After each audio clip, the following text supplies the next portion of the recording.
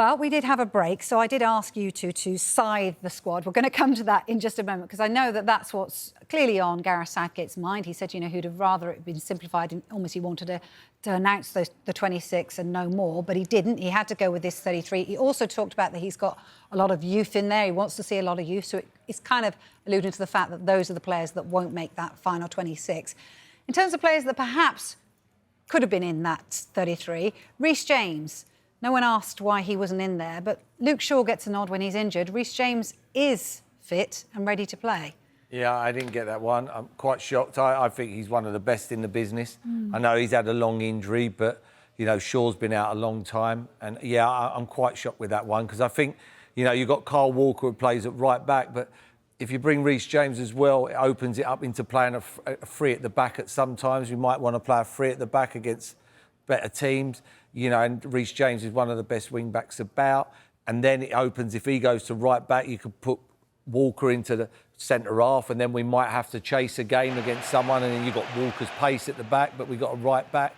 You know, I'm not sure about Trent Alexander at right back. You know, I think he's a talented player. I think his passing, range of passes is second to none. I think he's the best passer in the whole of the country, but I don't think he's a defender at international level. So I'm quite shocked with the Reece James one, really shocked. It's interesting, actually, when they announced that. I mean, I know Gareth Southgate said, you know, I just give them the names and they sort of slot them into the boxes, but actually they sort of put Trent Alexander-Arnold in the midfield department. Is that where you'd prefer to see him, as sort of going forward, more like he was used by you? Yeah, it's an hard one. He's played against some, you know, lesser country teams. You know, he's not played against the creme de la creme in midfield. He's played against teams where he's going to have time on the ball. You know, it's hard to judge. You've got to play against, you know, Tony Cruz and people like that. Do you know what I mean? Who are seasoned pros, and Mudryk, who, like, you go to get him, they flick it round the corner.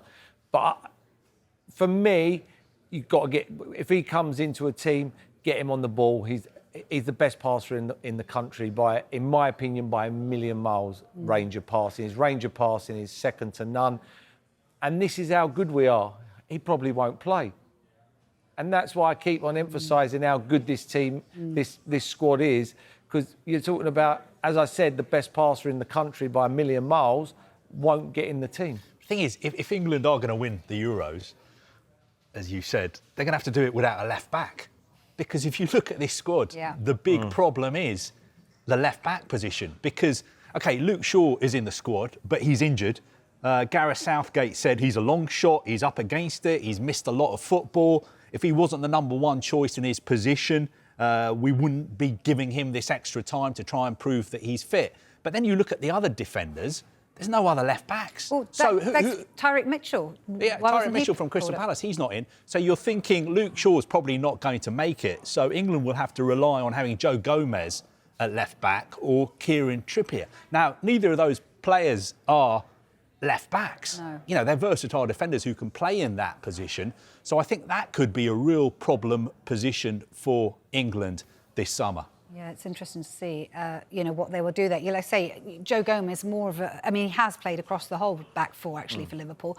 But can you see him slotting into that left-back role and confident and comfortable with that? You know what? It'll be hard. You know, it will be hard. And Gomez is a good player. I like Gomez, you know. As He's had a resurgence, hasn't he? And he can play right along the back four. But then we're going to that level now. We're talking about marking the best right winger in that country of the other team we're playing, the best out of everybody in that country, then it's different. You know, you're playing for Liverpool and you're playing at right back, you're playing against a left winger. He might be not even the best left winger at that club, he's just playing at the time, but you're playing against the best in that country. And this is, it's the Olympics. It's the Olympics, but football. In the European, it's, you know, it's, you're playing against, there's no weak link. You know, there's no weak link. Everybody's top draw. And also, England had the same problem at the World Cup in Russia in 2018 because Ashley Young was playing left back. So obviously, Gareth Southgate feels this is a situation he's handled before where he's got right backs to play at left back.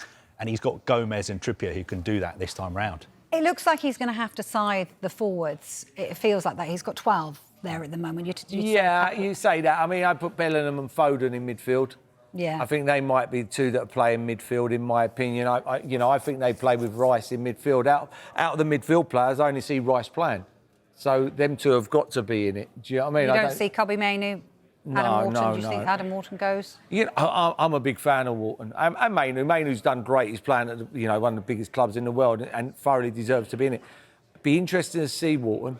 You know, I think he's a top draw player. I think he's been outstanding. I was sitting just talking earlier and think, it'd be interesting if he goes there and rips up training. Because this kid, he reminds me of a young Gareth Barry, you know, plays as old in midfield play, sees the pass very quickly. He's a dream for people to play like, you know, like your Fodens, your Bellinghams, your Sakas, whoever plays on there. He gets the ball and he goes bang, and he plays that 5-10 yard pass through the lines very quickly. And you've seen Eze and you've seen Elise really, they've been outstanding, but they've been outstanding because he gets the ball and he just goes bang and he gives you it. And he gives you it before you get picked up. You know, usually players take 1, 2, 3, 4 touches, and by the time they passed it, the player who's dropped off has been connected, and you've got no chance of getting the ball. He interests me. He really does. He could be a little dark horse. He could be a dark horse. You mentioned Elise there because he could have been in the squad actually because France didn't pick him, did it? He could have played for England as well. So it'd be interesting whether he could have gone for. Oh, I'd have been phoning him up. I think, especially on the left, what we're talking about. But he's not French. He ain't played for France. Play for England. Yeah, well, if he doesn't want to play, I won't ring him. But would you have played for France? But I'd be ringing him up, going, you know what? If the French manager had called you, Zinedine Zidane, would you? No, but he's not played. He's not played. How many players? French. I mean, Ireland wouldn't have won a football match, would they? If everybody was supposed to be Irish. He's French. I mean, I was playing against them. Everybody was English. I mean, everybody was English. So, you know, for me, I'd have rung him up and go, you can't get in this French squad. You know, come and play for us, you know. Yeah. He's lived over here. I think he was born in England, wasn't he? I might be wrong there. If I am, I apologise. And how important is it for, you know, like that camaraderie that you've got with your domestic team to bring that into the international team as well? That's kind of important to have that the lad's a talent. He's a flair player. As I say, you need that X factor. Tournaments, X factors win your tournaments, not 7 out of 10. 7 out of 10 won't win you a tournament. It's the X factor, and that's what you was talking about Mbappe. He has the X factor. He does something on the big stage. You know, they do stuff. That's what you need. You need them players. You need them flair players. You like Foden, Bellingham, you know, whoever, Saka. They will do something out of the ordinary, and that's what win tournaments. You know what I think as well? One of the stories of this squad is that I think Gareth Southgate has sat down and thought, look, I'm going to have a provisional squad of 33. I'm going to need to cut 7 of the players. Now, does he want to be cutting in 2 weeks' time Jordan Henderson, Marcus Rashford, Eric Dyer, Jadon Sancho, players like that? He's probably thought, no, I don't want to get them into the provisional squad and then cut them because they're experienced players. Instead, I want to bring in some young players, 6 or 7 players who probably wouldn't normally make an England squad, but because they're playing well, because they're fresh, I want to have a look at them. And perhaps 1 or maybe 2 of those players will impress so much over the next couple of weeks that they may be able to make it into the 26-man squad.